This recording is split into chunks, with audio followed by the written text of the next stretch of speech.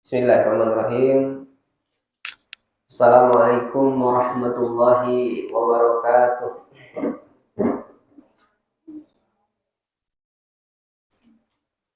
Innal hamdalillah nahmaduhu wa nasta'inuhu wa nastaghfiruh wa na'udzu billahi min syururi anfusina wa min sayyiati a'malina may yahdihillahu fala mudilla lahu wa may yudlil fala hadiya lahu. Asyhadu an la ilaha illallah wahdahu la syarika lah. Asyhadu anna Muhammadan abduhu wa rasuluh.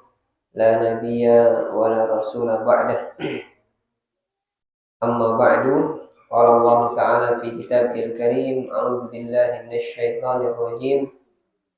Ya ayyuhalladzina amanu taqullaha haqqa tuqatih wa la tamutunna illa wa antum muslimun. Sadaqallahul azim. Jamaah, bapak-bapak sekalian, ibu-ibu, para santri yang semoga kita semua senantiasa dirahmati oleh Allah Subhanahu wa taala. Alhamdulillah, segala puji bagi Allah. Marilah kita banyak-banyak bersyukur kepada Allah Subhanahu wa taala atas semua nikmat yang telah Allah berikan kepada kita semua, dan termasuk nikmat kita bisa mendapatkan kesempatan untuk berkumpul di masjid yang penuh berkah ini, insya Allah. Menyalahi tradisi kebanyakan orang ya, biasanya bulan puasa itu habis sahur pun itu banyak yang sudah tidur. Habis subuh juga biasanya langsung tidur, apalagi dingin-dingin begini, pakai selimut, itu enak banget tidur. Tapi alhamdulillah kita diberikan kelebihan oleh Allah Subhanahu wa taala. Pada kesempatan kali ini kita memilih untuk duduk di majelis ilmu. Semoga apa yang kita lakukan diberikan balasan oleh Allah Subhanahu wa taala dengan balasan yang sebaik-baiknya. Jemaah sekalian dirahmati Allah Subhanahu wa taala, dalam Al-Qur'an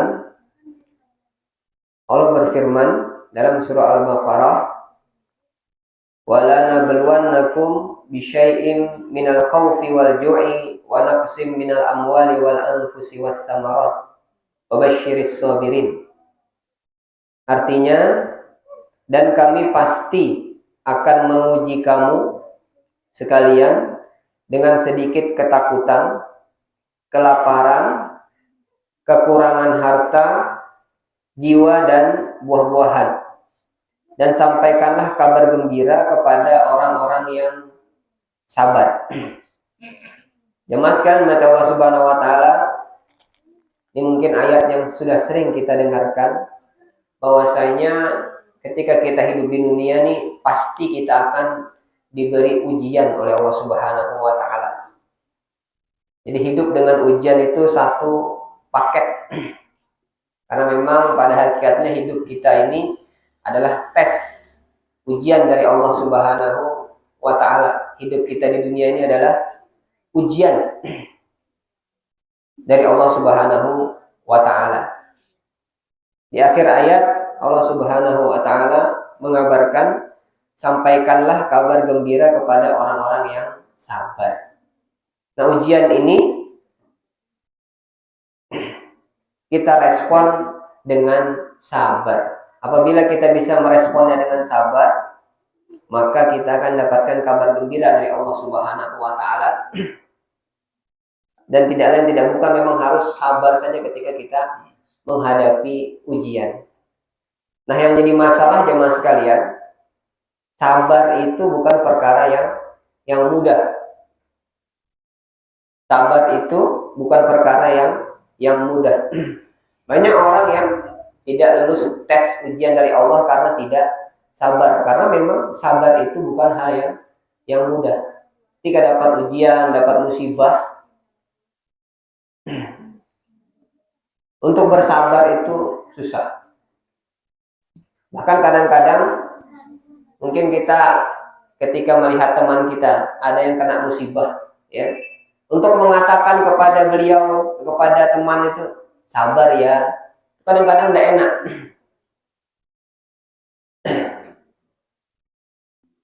Kenapa? Enak ngomong sabar, kata dia. Kamu tidak tahu apa yang aku alami. Kadang-kadang begitu kan ya.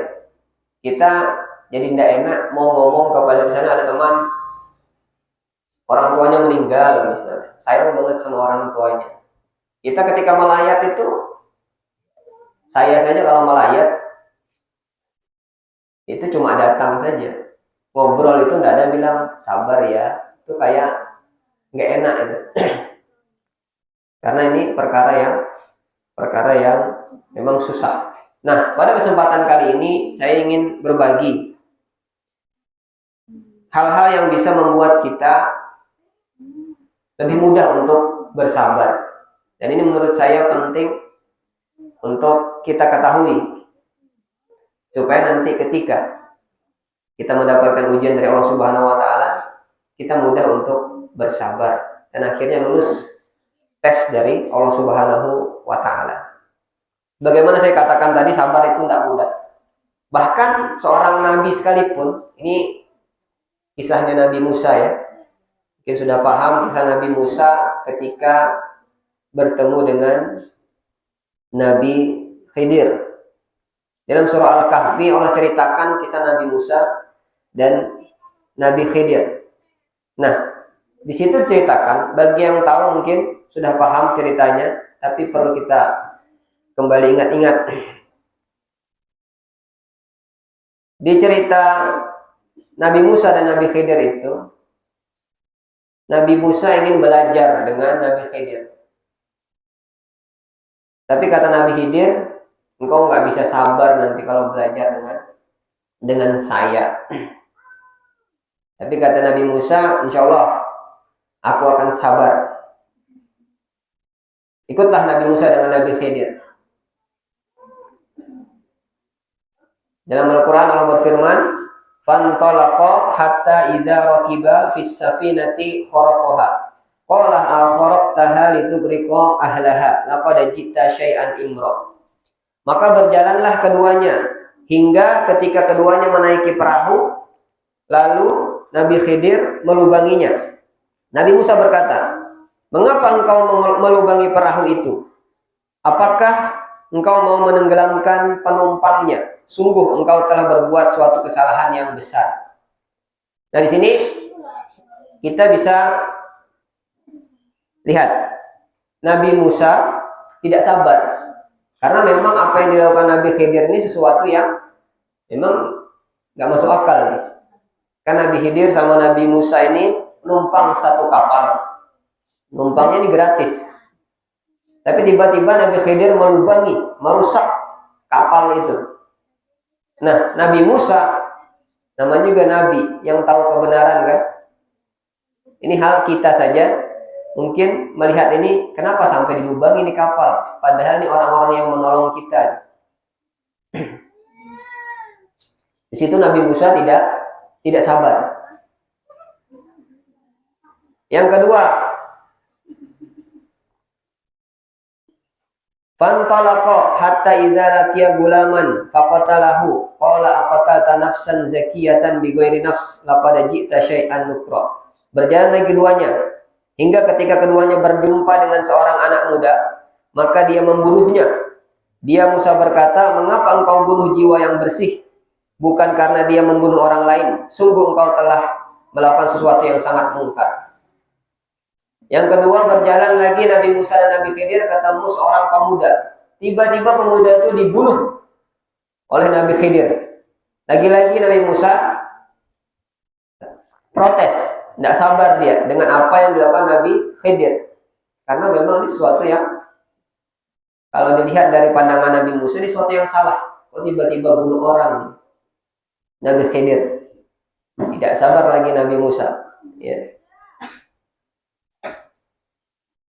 Selanjutnya, setelah itu berjalan lagi keduanya.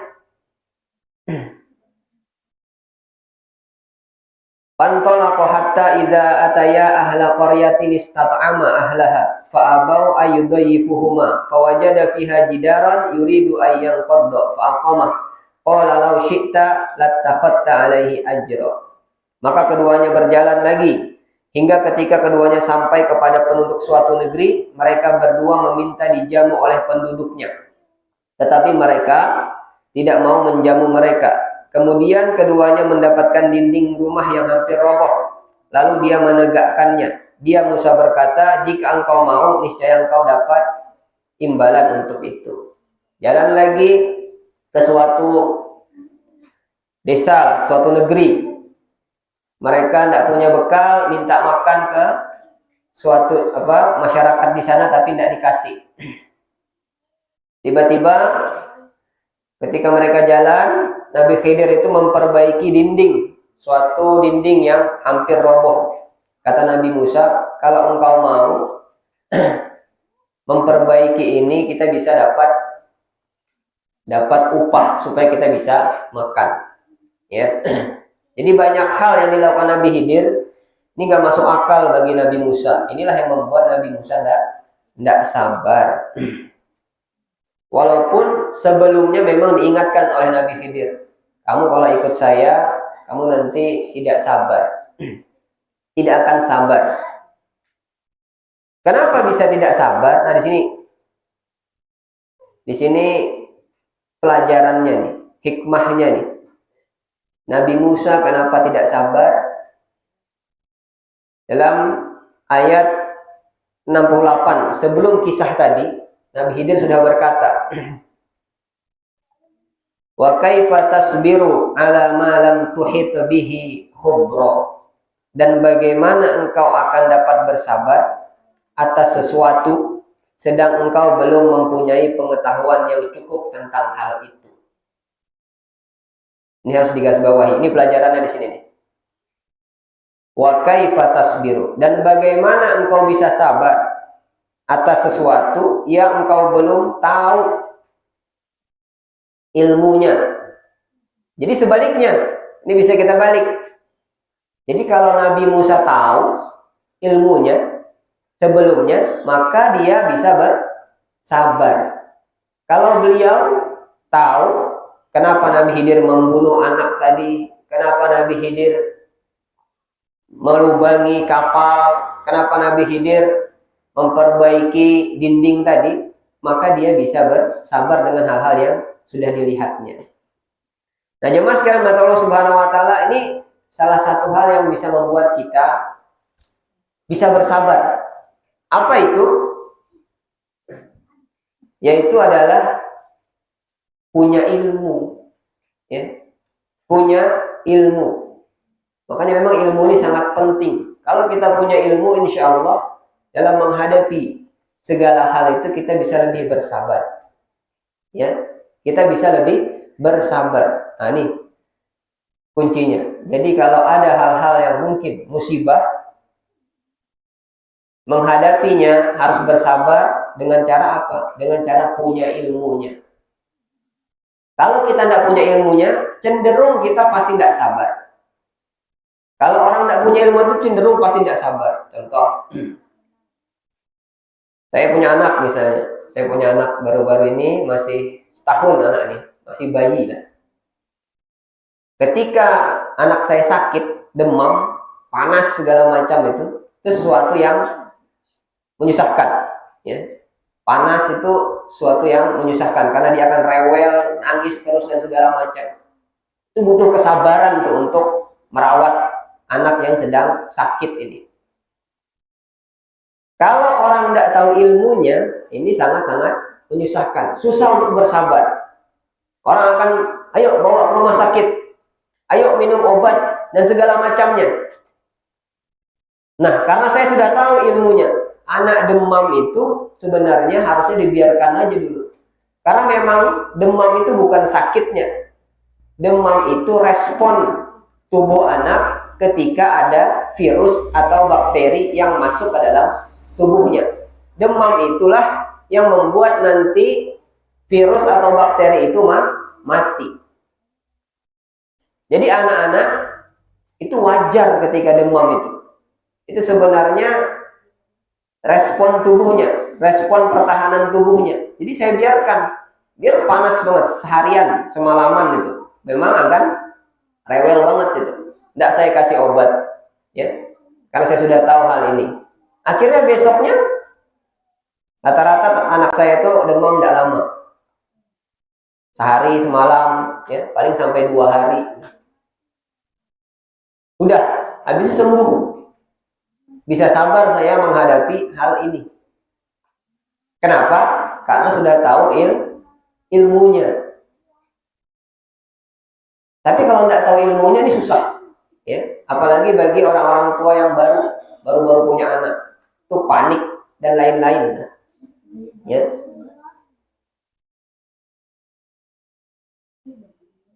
Contoh yang lain, ketika kita tidak punya ilmu, kita bisa jadi tidak sabar. Kemarin saya ngantar santri ke rumah sakit. Jadi santri ini main bola, kakinya kena kayu, bengkak kakinya. Bawa ke puskesmas, disuruh kontrol terus sampai akhirnya, karena puskesmas itu dokternya ganti-ganti, dokter yang terakhir nih buat kita panik. Wah ini Pak, kakinya udah busuk kata dia. Ini kalau tidak cepat-cepat dibawa ke rumah sakit, pasti akan diamputasi nih ujung-ujungnya. Waduh.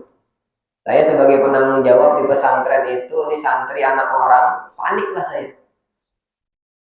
Panik, buru-buru akhirnya ke rumah sakit.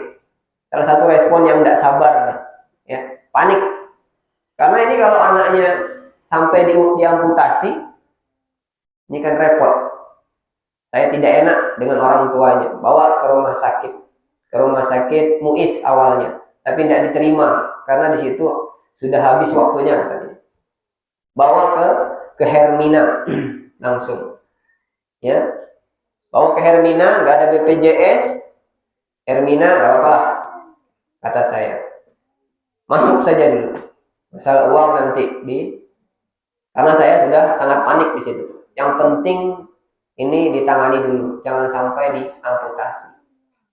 Ternyata di Hermina itu cuma dilihat sama dokternya, dilihat, udah kasih obat aja katanya. Ini kan, ya memang di sisi lain jadi tenang kami. Alhamdulillah, berarti ini nggak terlalu parah, ya, tenang akhirnya di situ.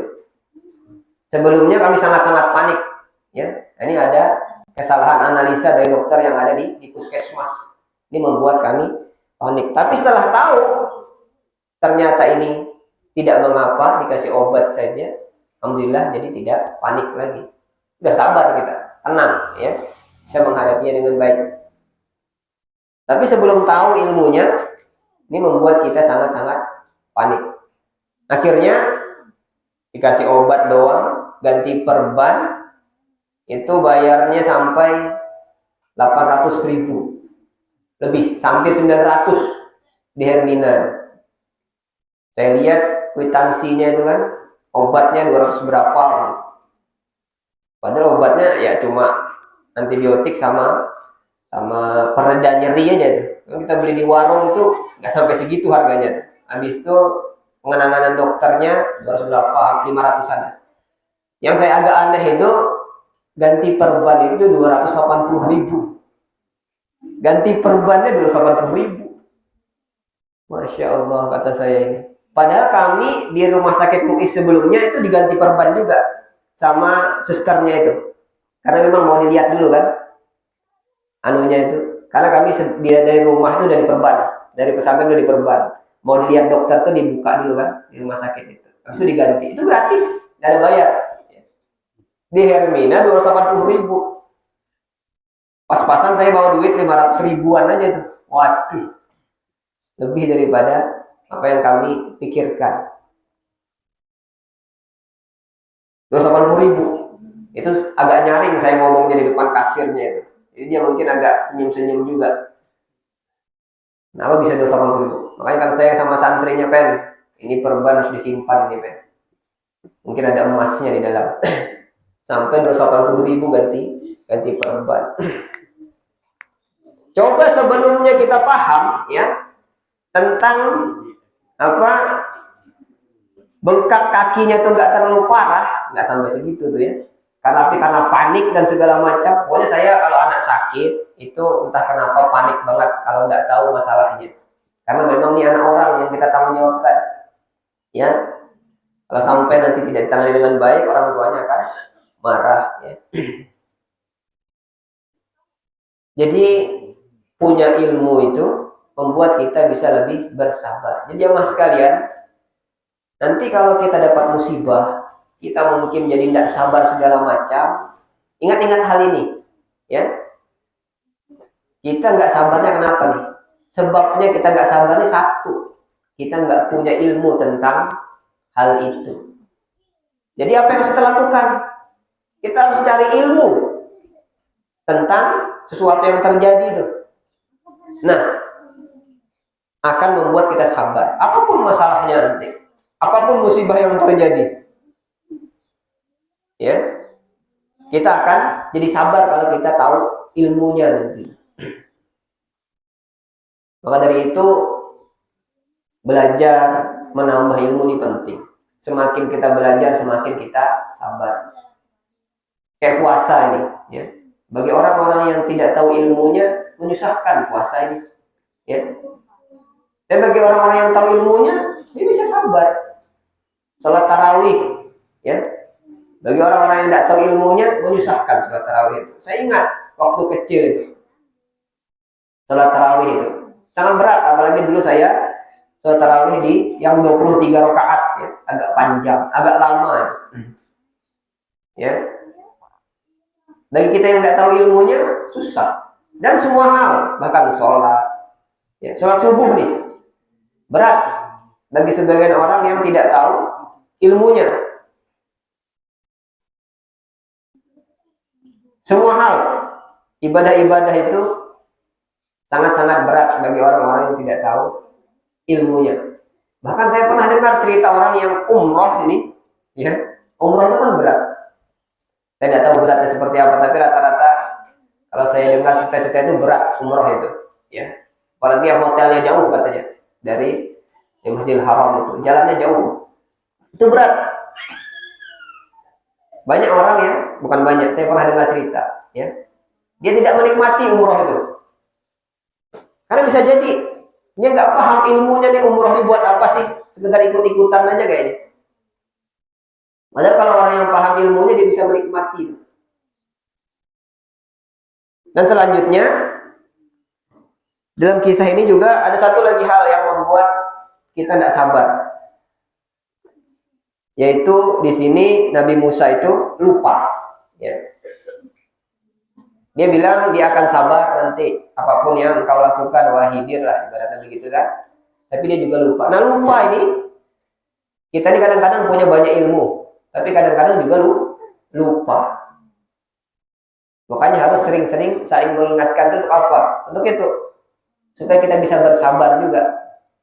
Kita punya ilmu tentang ini, ketika terjadi tiba-tiba ilmu itu hilang, akhirnya kita tidak sabar. Diingatkan kembali baru kita bisa bersabar. Jadi dua hal ini menjadi sebab orang bisa tidak sabar. Dan kalau kita lakukan sebaliknya, kita gampang, lebih mudah lah untuk bersabar ketika mendapatkan musibah itu. Nah, ya mas kan Allah Subhanahu Wa Taala, satu lagi. Dulu ketika saya waktu kecil lagi nongkrong sama teman-teman ini, lagi asik segala macam, tiba-tiba telinga saya diketek keras, tek langsung. Itu rasanya mau marah kan? Mau marah, mau ngomong kasar bahkan, ya. Pas saya lihat, itu ternyata bapak saya. Nggak jadi saya marah, sabar langsung saya, ya. Kalau orang lain, ya, itu udah mungkin bisa berkelahi atau paling tidak marah-marah lah, ya. Teman aja bisa jadi marah-marah sampai berkelahi. Coba rasakan, bapak tiba-tiba misalnya nih lagi nongkrong di kajian begini kan, tiba-tiba diketek gitu, tak, gitu. Ini kan suatu yang luar biasa. Tapi ketika saya lihat, bapak saya, akhirnya saya menurunkan ego saya, sabar akhirnya. Nah, ini juga salah satu cara nih untuk kita bisa bersabar tuh apa? Kita harus, salah satu ilmu yang perlu kita pelajari supaya kita bisa bersabar dalam ujian-ujian yang Allah berikan, ilmu mengenal Allah. Kalau kita kenal Allah, semua ujian ini insya Allah bisa kita hadapi dengan sabar. Sama kayak tadi saya kenal bapak saya ini. Karena saya kenal ini bapak saya yang ngetek saya tidak bisa marah. Ya. Nggak mungkin saya, ngapain bapak ketek-ketek saya? Nggak ada, diam saja saya. Dia ketek-tek kan, habis itu dia pas saya mau marah itu ngelihat ini bapak saya, pulang katanya. Pulang, langsung taat aja saya. Kenapa? Karena bapak saya ini bapak saya, ya. Bapak saya yang merawat saya, memberikan macam-macam yang saya punya itu adalah hasil dari kerja keras oleh bapak. Ya. Tidak mungkin kita mau marah. Karena apa? Kebaikannya terlalu banyak, ya. Daripada kalau dibandingkan dengan apa yang dia lakukan, ya. Bahkan dia pukul kepala saya, mungkin tidak marah juga saya. Ya. Jadi kalau kita kenal Allah, ya, kenal Allah dengan baik nih, Allah kan maha baik, ya. Kenal Allah dengan baik, Allah kasih rezeki kita, apapun yang kita punya sekarang Allah yang kasih. Kaki kita, tangan kita, jantung kita, bahkan kita bisa hidup ini sampai sekarang, semua itu atas nikmat-nikmat dari Allah Subhanahu wa Ta'ala. Dan terus-terusan Allah akan kasih nikmat ini sampai nanti kita meninggal. Tidak sedetik pun kita bisa hidup nih tanpa nikmat dari Allah Subhanahu wa Ta'ala. Kalau kita kenal betapa baiknya Allah, betapa agungnya Allah, betapa mulianya Allah, betapa sempurnanya Allah, maka ujian-ujian itu jadi kecil itu, insya Allah. Kita bisa lebih bersabar dari ujian itu. Susah kita untuk marah sama Allah. Orang-orang yang tidak terima, tidak sabar ketika ada ujian, itu dua alasannya. Bisa jadi dia tidak kenal Allah dengan baik. Yang kedua, dia lupa dengan Allah Subhanahu wa Ta'ala. Dengan kita begitu, ya, sering lupa kita. Makanya dianjurkan senantiasa ingat Allah, berzikir kepada Allah itu untuk apa? Supaya kita ingat dapat musibah, astagfirullah, nyebut nama Allah, itu bisa kita kembalikan, oh ini ujian dari Allah, harus sabar kita. Dan ingat, ketika kita sabar itu ada keutamaan-keutamaannya, ada balasannya, tidak sia-sia. Wa basyiris sabirin, kata Allah Subhanahu wa Ta'ala. Setiap ujian, setiap kesusahan yang kita sabar, itu akan ada balasan-balasan dari Allah Subhanahu wa Ta'ala. Allah tidak membiarkan begitu saja. Kita ingat juga keutamaan-keutamaan dari sabar-sabar itu tadi. Dengan begitu, insya Allah, ya, kita bisa lebih bersabar dalam menghadapi semua ujian dari Allah Subhanahu wa Ta'ala. Jemaah sekalian mata Allah Subhanahu wa Ta'ala, dan saya rasa hal ini sangat penting, ya. Kan hidup kita ini insya Allah ujian demi ujian akan senantiasa kita lewati. Sampai kita mati itu pasti ada ujian terus, macam-macam ujiannya. Orang punya masalah masing-masing. Tapi kalau kita paham hal ini, insya Allah kita bisa menghadapinya dengan lebih baik. Dan saya harap bapak-bapak jamaah sekalian ini juga mau berbagi hal ini kepada siapapun yang bapak-bapak sayangi, keluarga dan segala macam. Jadi datang ke kajian ini, ya, dapat ilmu, bagikan ilmunya, ya. Kasih tahu ke anak, kasih tahu ke istri dengan cara-cara sesuai yang bapak lihat keadaannya. Semakin banyak orang yang mengetahui hal ini, insya Allah, ya, akan semakin baik, ya. Keluarga-keluarga kita kalau bisa menghadapi musibah dengan baik, kita nggak akan terlalu repot, ya. Mungkin saya simpulkan, jadi pertama Allah pasti memberikan kita ujian. Pasti itu. Selama kita hidup pasti ada ujian. Ujian ini kadang berat, kadang ringan, bermacam-macam ujiannya. Dan kita harus sabar, wajib bersabar.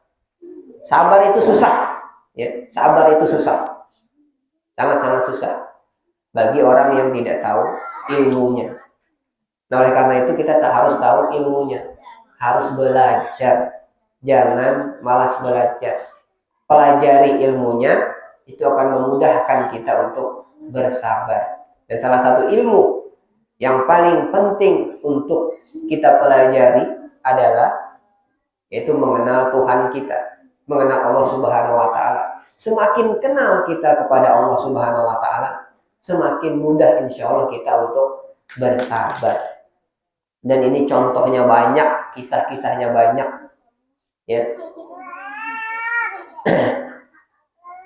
Dan juga mengetahui keutamaan bersabar itu, bahwasanya bersabar itu tidak sia-sia, ya.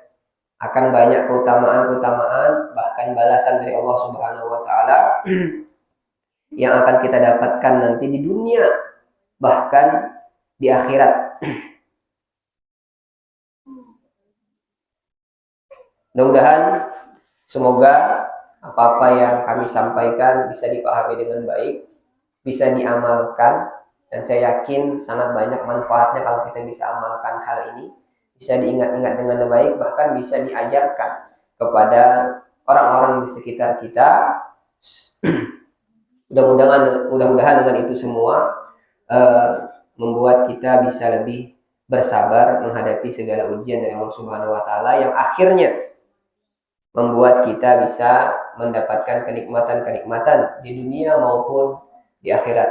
Mohon maaf apabila ada salah-salah kata dan kurang. Allahu a'lam bishawab. Saya tutup. Subhanakallahumma bihamdik, asyhadu an la ilaha illa anta, astaghfiruka wa atubu ilaik. Assalamualaikum warahmatullahi wabarakatuh.